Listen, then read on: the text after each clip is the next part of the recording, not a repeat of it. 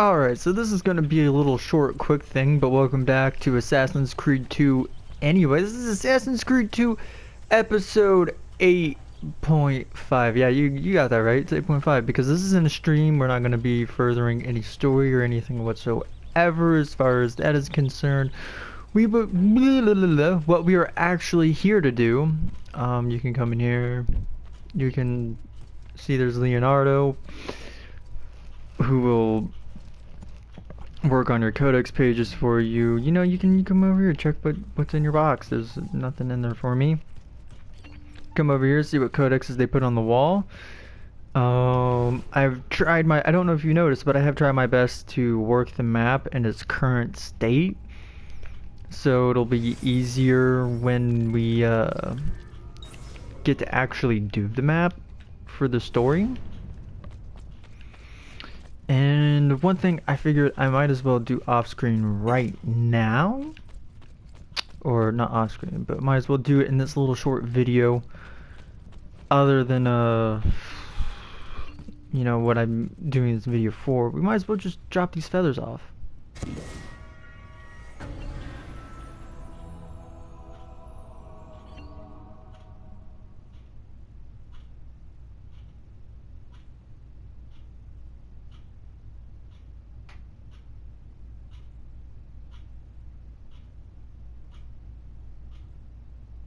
Thank you, Ezio, for not forgetting about.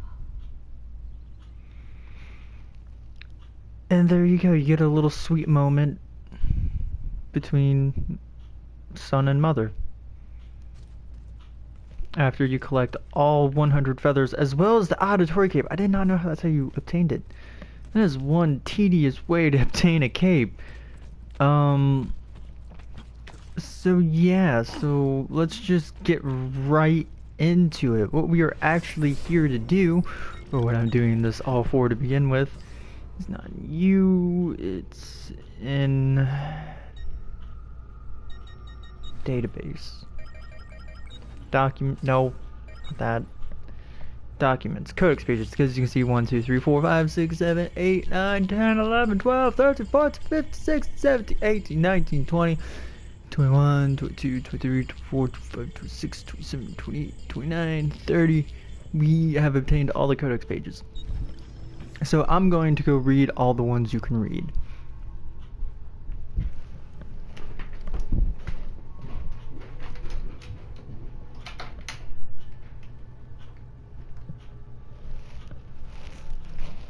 And as you can guess, these are all written and done by Altair.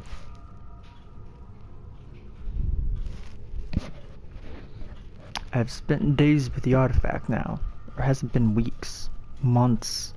I can no longer be certain. The others come from time to time, offering food or distraction. They say I should separate myself from these studies. Malik has even suggested I abandon them entirely. But I am not yet ready to turn away this apple of Eden. Oh, but I'm not ready. Yeah, I'm not yet ready to turn away. This apple of Eden will be understood. It must be. Is it a weapon? Is it a catalog? Is it somehow both? He who increaseth knowledge increaseth sorrow. The philosophy of such a statement I can understand, but for it to be true, literally true, a society that waged wars with ideas and information in place of steel and swords. Its function is simple, elementary even, dominion, control, but the process, the methods and means it employs, these are fascinating. Those subjected to its glow are promised all that they desire. It asks only one thing in return, complete and total obedience. And who can truly refuse? It is temptation incarnate. I remember my own moment of weakness when confronted by Al-Mulim, my confidence shaken by his words. He who had been like a father was now revealed to be my greatest enemy. Just the briefest flicker of doubt was all he needed to creep into my mind, but I vanquished his phantoms, restored my self-confidence, and sent him from this world. I freed myself, but now I wonder, did I really?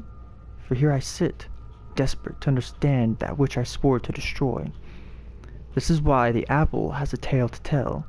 I sense the flickers of something great and dangerous. We are all at risk. It is my duty to do something about it. I must not, cannot, turn away until I found the truth.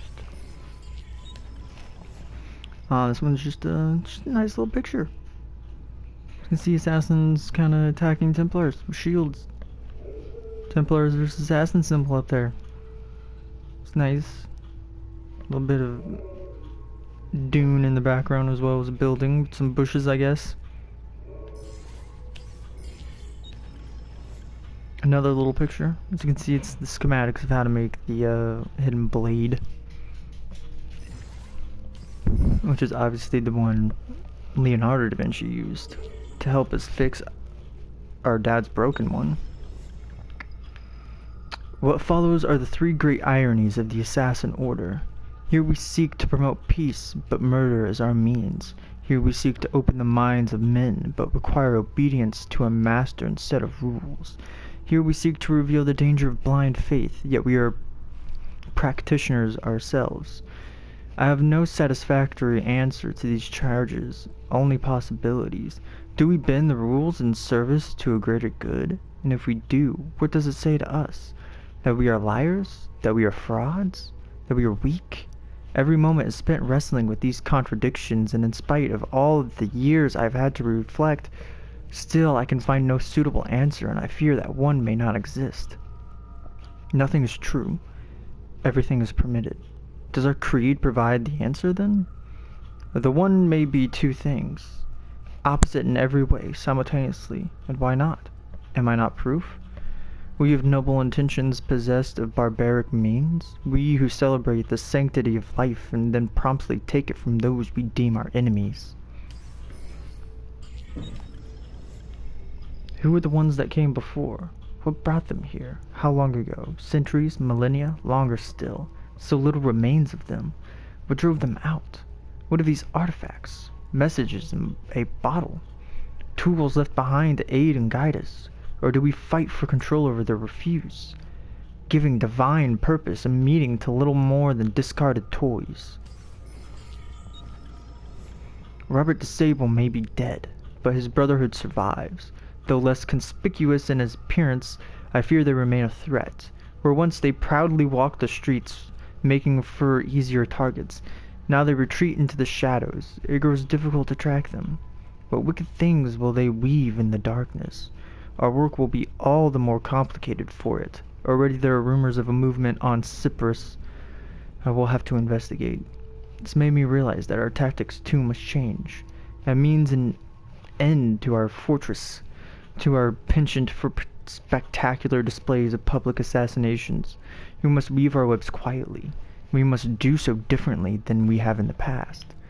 Though I ask my brothers now to abandon the rituals, I do not ask that they abandon the creed. This is what makes us assassins, not the removal of a finger, not a false promise of paradise, not the prohibition of poison. Our duty is to the people, not to custom.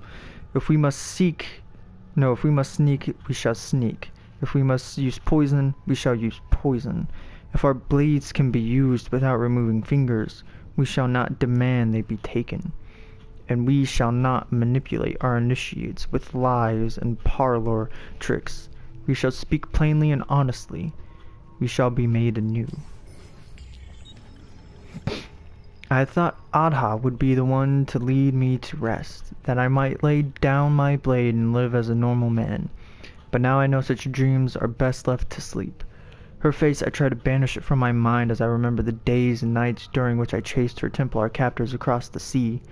I almost got to them in time. Almost. If I had only been faster. Instead, I held her lifeless body in my arms, saw the terror reflected in her fixed, unblinking eyes.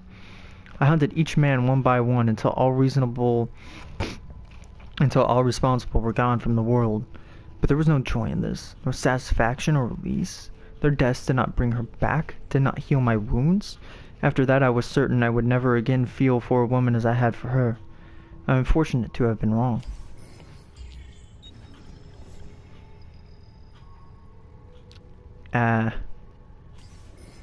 Really, bro? Really? You gonna interrupt me for that? How rude. Leonardo. Ezio, So good to see you. How can I help you? Haha! You found another one! How exciting! If you transpose this word and move this line to the left, it's deciphered. Thank goodness. Well, that was not what I wanted to do. Database, documents. Where were we? Why do our instincts insist on violence? I have studied the interactions between different species. The innate desire to survive in me seems to demand the death of another. Why can they not stand hand in hand? So many believe the words was created by the hand of a divine power. But I see only the designs of a madman bent on celebrating destruction and desperation. Our origins seem chaotic, unintended. Purpose and being instilled solely by the passage of time, imposed first by nature and later man.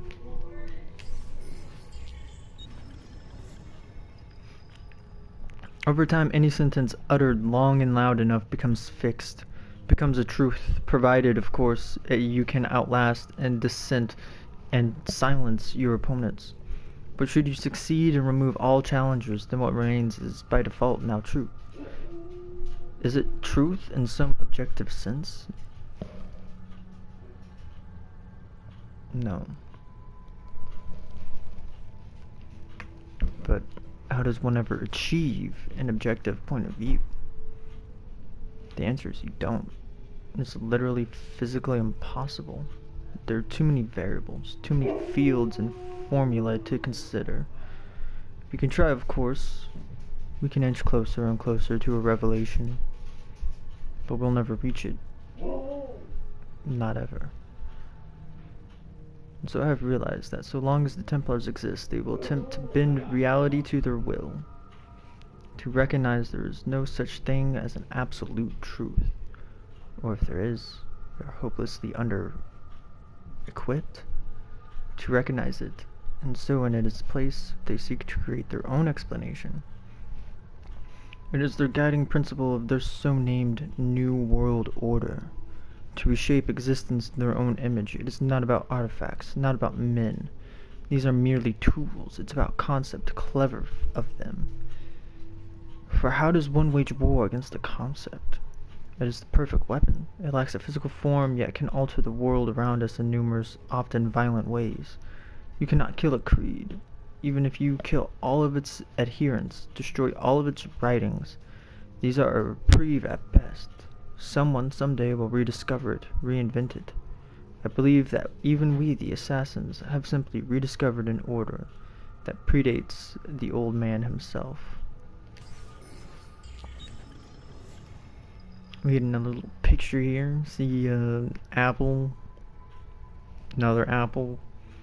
And I'm assuming that's the shroud. And then you've got the Templar dude standing up at the forefront. I'm assuming that he's trying to use these to control the mass, which is behind him. Attis, Dionysus, Horus, Krishna, Mithra, Jesus, similar stories color their lives. Too similar, I think. Divine birthright, persecution, disciples, miraculous acts, resurrection. How is it possible? Perhaps it isn't merely a single story told over the ages, borrowed, then changed to fit the times, evolving as our tools and language do. Is this tale born of fact or fiction? A bit of both. Could these figures be the same person, their life extended and transformed by a piece of Eden? Al-Mu'alim spoke of Jesus as a real person, a mortal who had mastered the arts of manipulation. But what if he was wrong? If these men are real, and if they have walked amongst us many times before, does it mean they'll come again?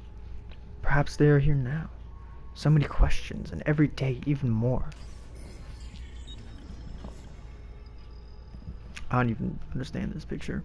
Just got a bunch of circles, triangles, the moon cycle, the sun. It's the solar system, isn't it?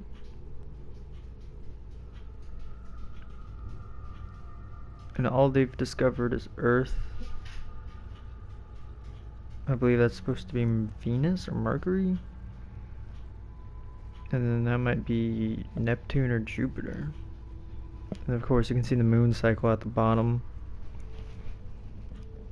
Interesting. It seems they've only discovered 4 planets.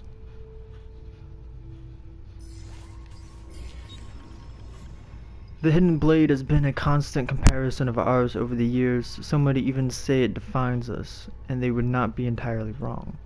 Many of our success would not have been possible without it. Still, the device has begun to show its age, and so I have been researching improvements beyond ending the need to remove one's finger to wield it.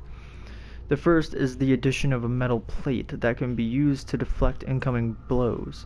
The other assassins believe it is forged of a new metal, and credit me with the discovery of the formulae, including on this page. It is better that they know not the truth. I have also worked with Malik to describe new methods of assassination, from on high, from ledges, and from hiding places. Basic movements, but critical nonetheless. The third and final improvement is the most simple, the provision of a second blade. Identical in every way to the first, should an assassin ever find himself tasked with dispatching 2 targets, he need only time his strike in such a way that he might reach both at the same time. These blades will be limited in number, but since the metals with which we forge them remain difficult to obtain, I will need to think carefully about who shall be allowed to carry 2. Man seeks dominion over all that he encounters. I suppose it is a natural tendency for us to aspire towards mastery of our surroundings, but this should not include other human beings. Every day more and more are pressed into service, by deception or by force. Others, though not so firmly imprisoned, are made to feel as if their lives are worthless. I have seen the ways in which men persecute women, heard the cruel words hurled at those who come here from other lands, watched as those who believe or act differently are made to suffer. We discuss such things often, watching as we do from spires of Masayef. What can be done to stop this? They encourage tolerance and equality. Some days we speak of education, believing that knowledge will free us from immortality. But as I walk the streets and see slaves sent off to auction, my heart grows cold. When I see the husband hurl abuse and stones at his wife, insisting that she exists only to serve him, my fists clench. And when I see children torn from their parents so that another man might profit, sent off to suffer beneath the desert sun and die. On these days I do not think that dialogue will make a difference. On these days I can think only of how the perpetrators need to die.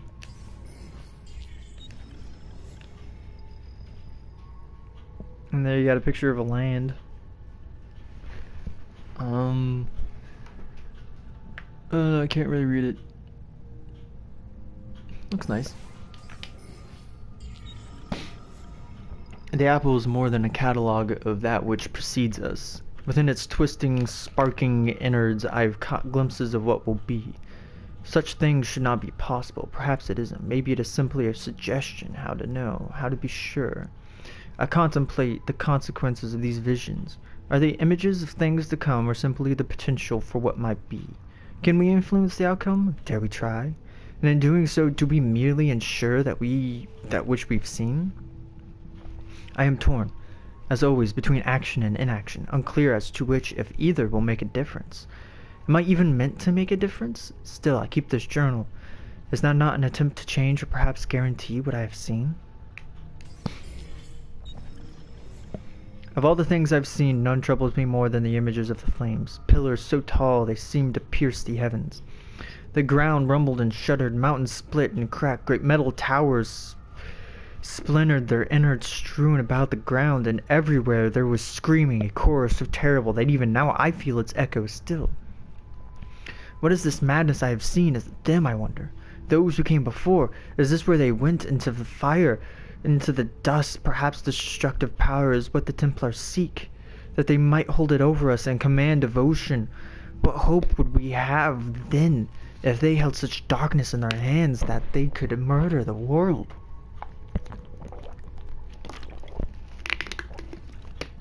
Honestly, I believe that is describing what you see at the end of Revelations, when Jupiter's talking to you and shows you what happened to them. That'd be neat. We are obligated to hide, to be silent, to shape the course of history in secret, but some of my brothers and sisters disagree. They grow angry, insisting it is a mistake to shroud ourselves. They say it slows our work, but they do not understand the risks. To expose ourselves now would be too dangerous. I fear we would be branded madman and attacked. So it goes, so it always has.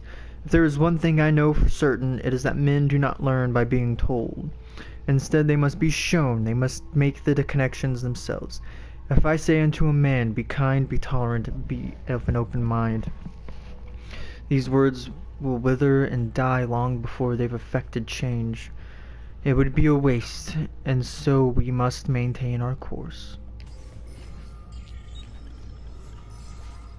Legend speaks of a golden fleece. Could the two be related?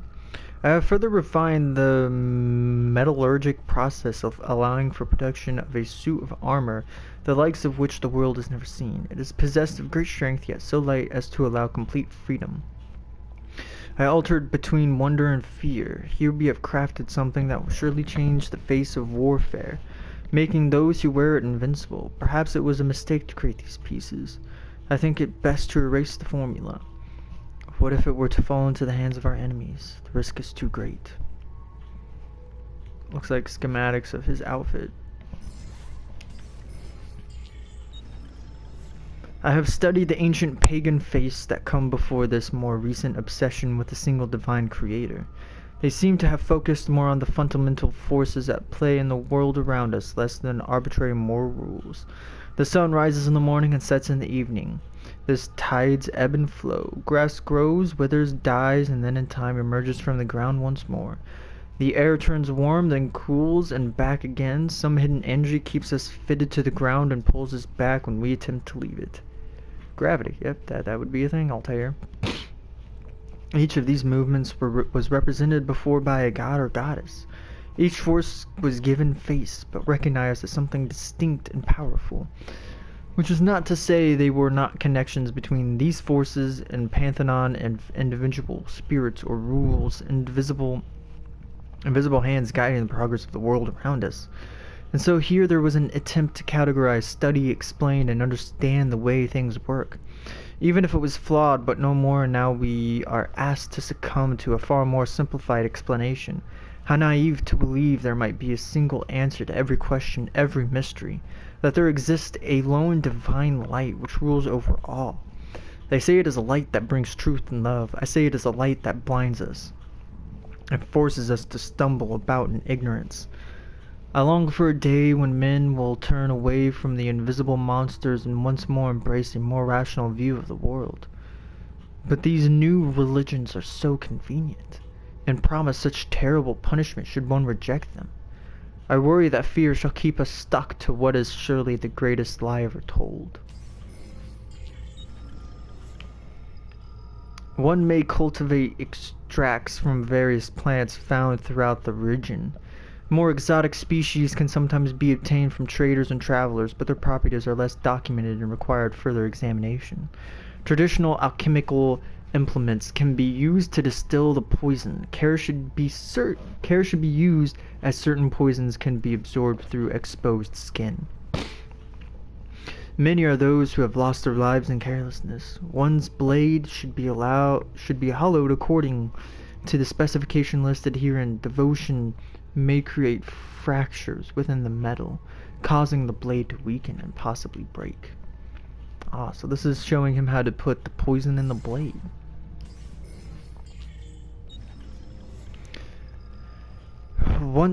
What to make of this map? It appears to contain the entire world, not flat as they claim either, but round like a ball, like the apple. But how is such a thing even possible? Stranger still are the lands it shows, great patches of the unknown, the unexplored, so many places yet to be discovered. Are there men there? Are they like us? And if not different, how? I should like to know the answers. Perhaps in time I'll have the chance to travel, to chart a course and make my way to these distant lands. A map with the locations. Although it just shows Africa, Asia, and Australia. I guess Europe as well. Africa, Europe, Asia, and Australia. It doesn't show the other side. of North and South America, as well as Greenland and Iceland. Oh, it's a neat little picture of, I guess, parkour skills. Wait, was that the... No, it's just parkour skills. Climbing techniques, I guess. Some days I miss my family, or at least the thought of them. I never knew my parents well, despite them both having lived within these walls. It was our way, perhaps they were sad, though they showed no sign. It was not allowed. For my part, so much of my youth was spent in training. There was little time left to reflect upon the separation, and so when they were finally lost to me, it seemed no different than the passing of two strangers. Al-Mualim had been as my father, and this was a weak and dishonest love, though at the time it seemed enough, better even, or so I thought. Some day I will have a child, such is the way of our order, and I will not make the same mistake, nor any who call themselves an assassin. We shall be allowed to love our children, and in turn to be loved. Al-Mualim believed such attachments would weaken us, cease us to falter when our lives were on the line. But if we truly fight for what is just, does love not make such sacrifice simpler? Knowing that we do so for their gain?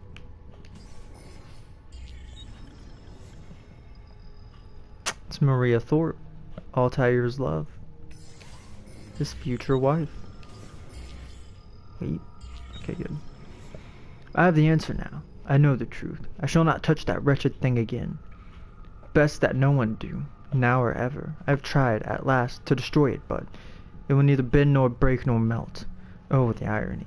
I am certain if I asked the apple would tell me what needed to be done. But even this promise is insufficient. Always it holds one more gift to give. I must refrain, so it shall be sealed. We will take it to the island. Once theirs, now ours, there is a treasury there, hidden well.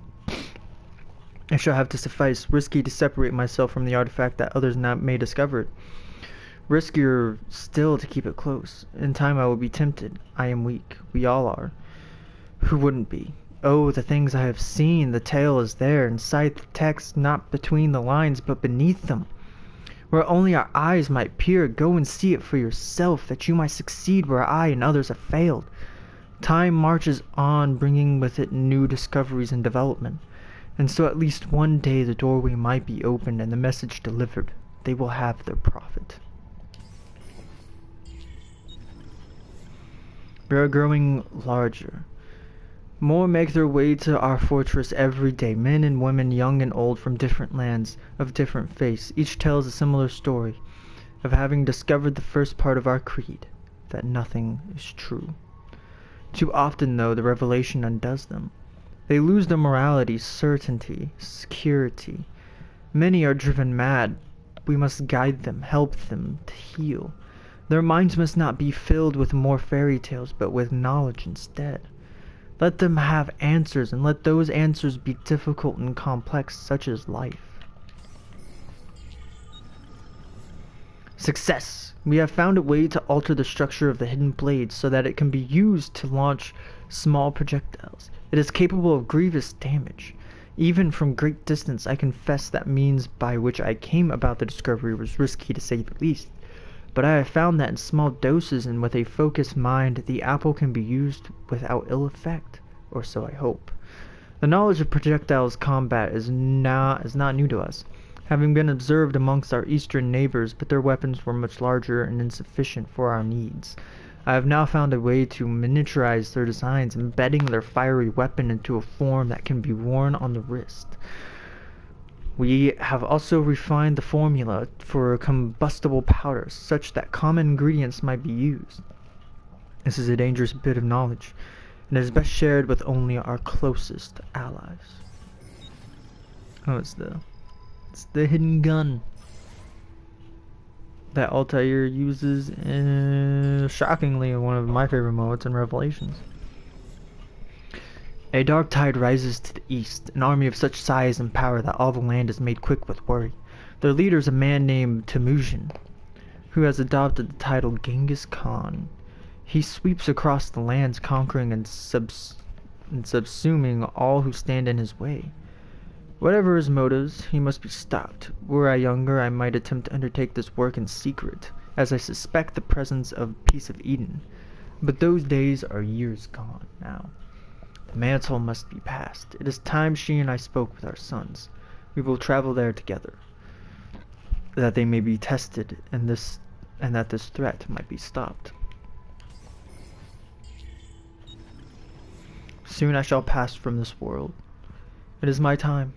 All the hours of the day are now colored by the thoughts and fears born of this realization. I know that the elements of my body will return to the earth, but what of my consciousness, my identity? That is to say, what of me? I suspect it will end, that there is no next world, nor return to this one. It will simply be done, forever. Our lives are so brief and unimportant. The cosmos cares nothing for us, for what we've done. Had we wrought evil instead of good, had I chosen to abuse the apple instead of steal it away, none of it would have mattered. There is no counting, no reckoning, no final judgment. There is simply silence and darkness, utter and absolute. And so I have begun to wonder, might there not be a way to stop, or at least delay, death's embrace? Surely the ones who came before were not so frail and feeble as we. But I have sworn to be done with the artifact, to not gaze into its core still. Faced as I am with the prospect of my end, what harm is there in one last look?